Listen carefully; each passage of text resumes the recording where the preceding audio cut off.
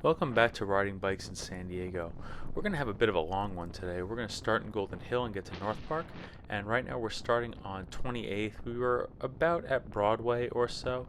And we're going to take this up to B Street. And as you can see, there's no bike lane. It's just parking and the road.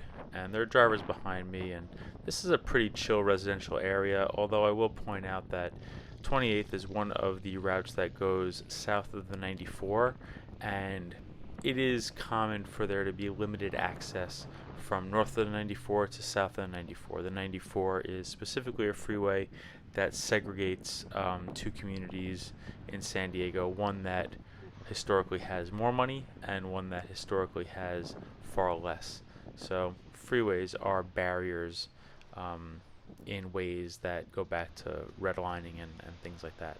But we arrive at B Street here, and I need to get over. It's a bit of a hill, so I've wanted to stay in motion as I waited to get over to the left.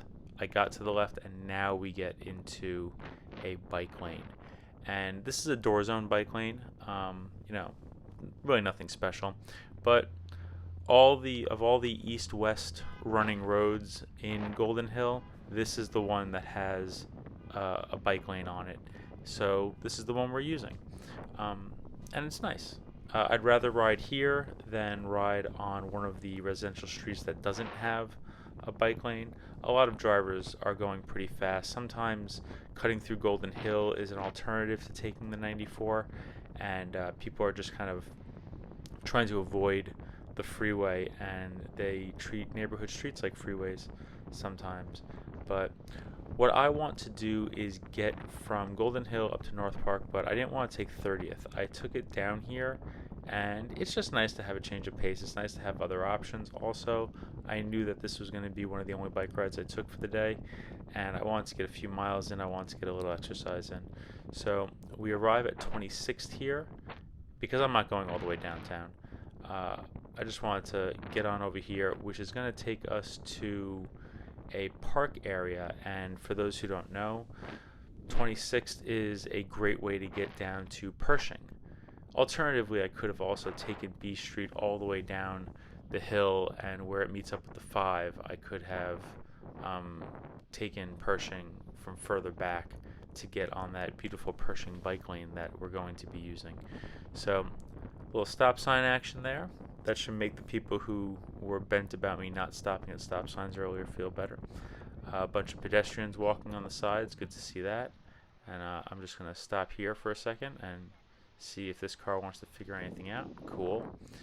And then we go from this, which is, it's just a Sharo, which makes this a class 3 bike lane, I suppose. But this is not heavy traffic, though. It's really not bad. I forgot what day of the week this was. On the 3rd. What day was that? Must have been a Tuesday. So we're in the middle of the day on Tuesday, and just barrel down this.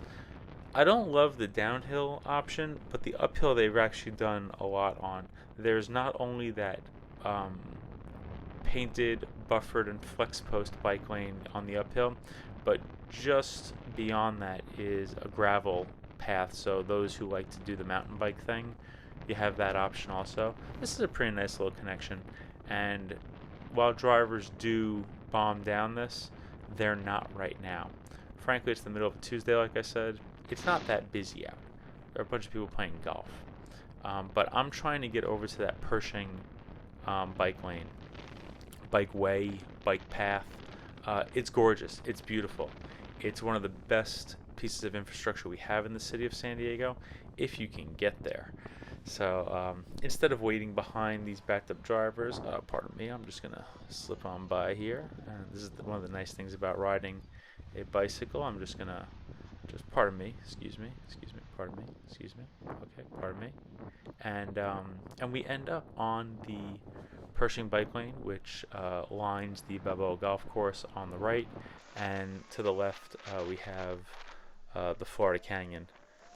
But I'm going to speed this up because you don't need to see all of it, but my goodness, is this beautiful. And when I'm riding on this, I get to not think about drivers that might be behind me and constantly looking over my shoulder and looking in my mirror, I get to think about the trees they planted in the median, and how they grouped the trees, how they chose those trees, how they um, planted the trees. Pass another person on the bicycle. There are going to be some pedestrians here using it, and for those who are like, man, there's like hardly anybody using this. Again, it's the middle of the day on a Tuesday, and if you look over on the road, there aren't that many drivers either. There are plenty of people playing golf though, and I got to think about how much I don't really like golf courses. But there's somebody else, a few pedestrians, and I'm just slowing the video down here because I want to point out the memorial for John Sepulveda, who is one of the two people who was using micromobility on this road and was killed by a driver, Laura Shin being the other one. And it's because of their deaths that this project got expedited after it had been put off. Now, when we get to Redwood here, I feel like a bunch of people go through here. I've actually never ridden north of here on the bike path. There's kind of a dip and then it climbs up again. I've just never really done it before. It's nothing personal. I just always opt for this circle option, and then I end up on the neighborhood street here, which is just a little more level. After I do the climbing, I wasn't really in the mood for another little climb. Maybe I should do it one day. One day I'll hook it up for you, and I'll fill in that gap. But I take this over to Upus. A lot of folks do, and that's where the bike infrastructure picks up just a little bit, and we end up back in the very end of the bi-directional bike path. And rather than keep going to 30th, I'm going to take Utah. People are always saying, why do you need to take 30th? Take Utah. So fine, I will. There's a little stop sign here just for me, so I'm going to use it and hang out for a second, wait for it to be clear. But that driver gave me the little wave because drivers are benevolent. They get to decide when we're safe. I would have stayed until it was totally clear, but drivers can let us go whenever they'd like. So I'm gonna take Utah here, which again is door zone, no buffer, but it's a neighborhood street. It doesn't matter. It's all good. And we are actually in North Park proper right now, but I'm gonna take this to 30th and University. So we approach University here at the end of Utah, and that's not the end. Utah keeps going. As a matter of fact, if one were to go north, they would find a block that is a massive gap in the bike lane. And I decided I don't want to do that. I also don't want to wait at this light anymore.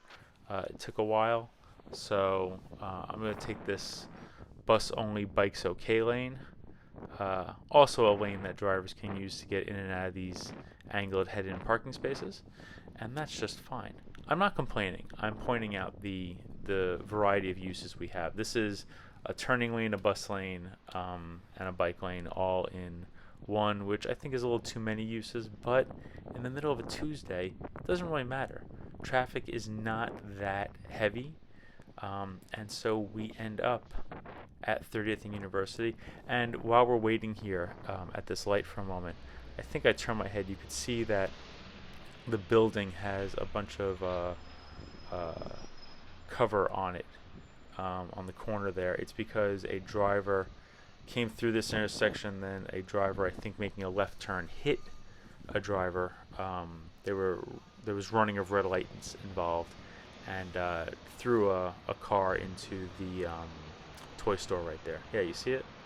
Look at that. That happened a few weeks ago. This toy store opened up like a month ago. They moved from Ray Street around the corner. Replay Toys, not a sponsor of the video, but love that place.